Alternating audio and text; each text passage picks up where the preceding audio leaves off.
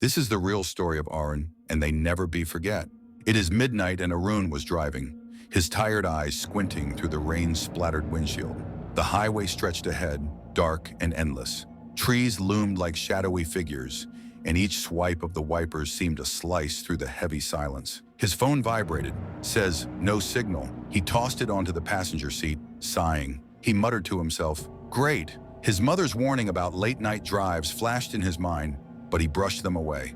Ghost stories were for kids, not for grown men like me. Then out of nowhere she appeared, a lone figure standing by the roadside, drenched, fragile, wearing a white sari that clung to her shivering form. Arun's foot hovered over the brake. He was hesitant but couldn't just drive past. Rolling down the window, he called out, "Do you need help?"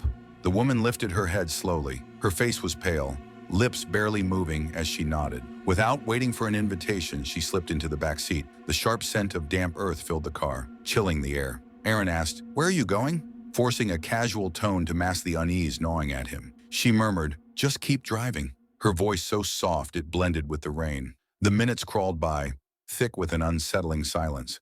Aaron glanced in the rearview mirror, and scared. The woman sat rigid, her hair hanging like a curtain over her face. Her stillness gnawed at his nerves. He asked, "Are you okay back there?" No response. Suddenly she whispered, "You shouldn't have stopped." His stomach dropped. "What? You shouldn't have stopped." Her voice cracked like glass, and a bitter cold swept through the car. The hair on the back of Arun's neck stood up. He glanced back. The back seat was empty. The woman was not there. He whispered, "Impossible!" Heart racing.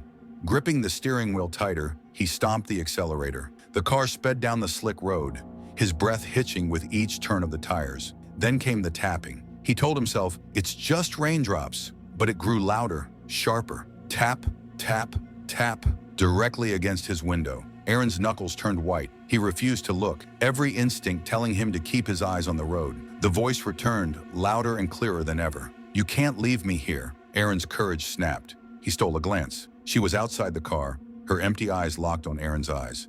The highway blurred, but she kept pace effortlessly, her feet never touching the ground.